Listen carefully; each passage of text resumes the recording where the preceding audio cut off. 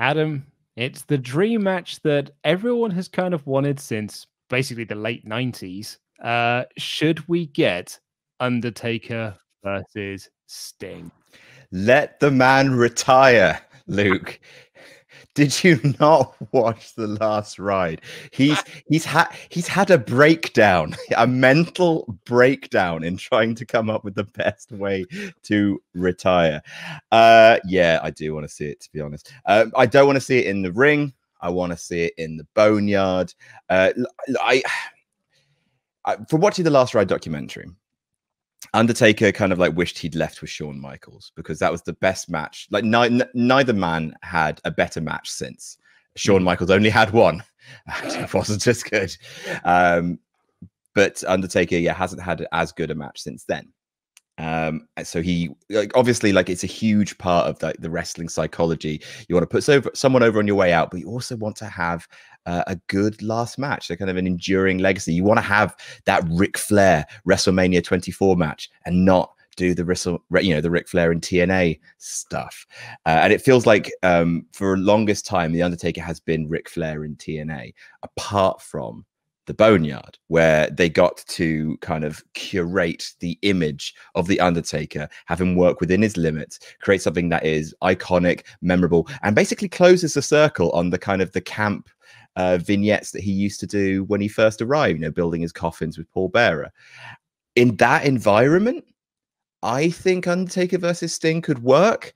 And if you want to talk about like sort of the perfect final chapter for the Undertaker, like, if it's not Kane, then Sting would be like sort of the perfect guy. And it could be, it's all smoke and mirrors. But like, if we gave like Undertaker, I'm sure has this kind of sensation in the back of his head, which is just like, well, it was a good match, but it was against AJ Styles. And I don't really have a lot kind of in common with AJ Styles. AJ Styles is great, but it was sort of a feud that was kind of slapped together for WrestleMania. I kind of feel like maybe there's one better story. And I think giving Taker Sting in the Boneyard, like final match for both men, I think that might be something that kind of gives him that narrative closure. And that's basically my way of trying to convince myself that I'm not being selfish for wanting to see the Undertaker step back into the match.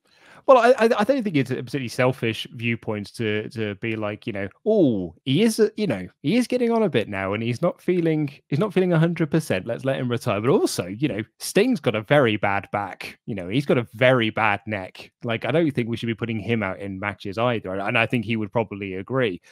Despite, I think that AEW are probably going to try and get him to do one more match. But it's what I want is what you said. I want it to be in the Boneyard, because you and I said in our WrestleMania review, like WWE have sort of accidentally found the way to do Undertaker matches for another 10 years, because you could just do them as little mini films and you can do these sort of dream matches and kind of work your way around them.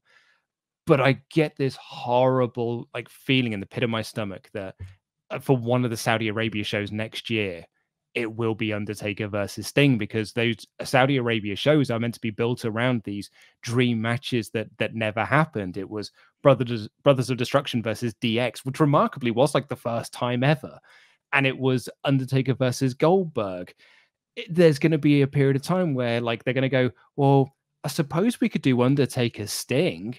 And then it'll be really sad. It'll be really sad to watch. Yeah. Obviously, like, Undertaker has that level of control, I think, with what he does. He loves Vince. He loves the WWE. He wants to do everything he can to help them from a business perspective. But surely at this point, because he's been burned in Saudi Arabia twice, and like genuinely almost saw his career and life end in that building. So I would hope that Undertaker has the clout. Well, I know he's got the clout. It's just whether or not he's got the inclination to say no. Yeah. But I can't even, because the Saudi shows are sort of built around that 90s nostalgia, and the Saudi prince who essentially is booking the shows, like the shows are made for an audience of one, and he loves him and he loves the Undertaker. Is there going to be a period of time where he's going to say, I want Undertaker, and WWF turn around and be like, actually, no, we can't give you Taker this time. How does that sour the relationship? Is that how this sort of Saudi deal all comes to an end because they don't get their Undertaker match? I mean, if we save Undertaker's life and end the WWE Saudi deal in one go, that seems like a net win. I don't know, like, how do you have? Because I mean, like, yeah, let's say that the Saudi prince did want Undertaker versus Sting. Do you think you could say, okay, we'll give you that, but it's a pre-recorded vignette that we shoot in America? Yeah. I don't think that's going to fly. Because then how do you make that palatable? Do you have to have the Undertaker and Sting sort of come down to the ring and sort of throw to the monitor like they're doing a TED talk?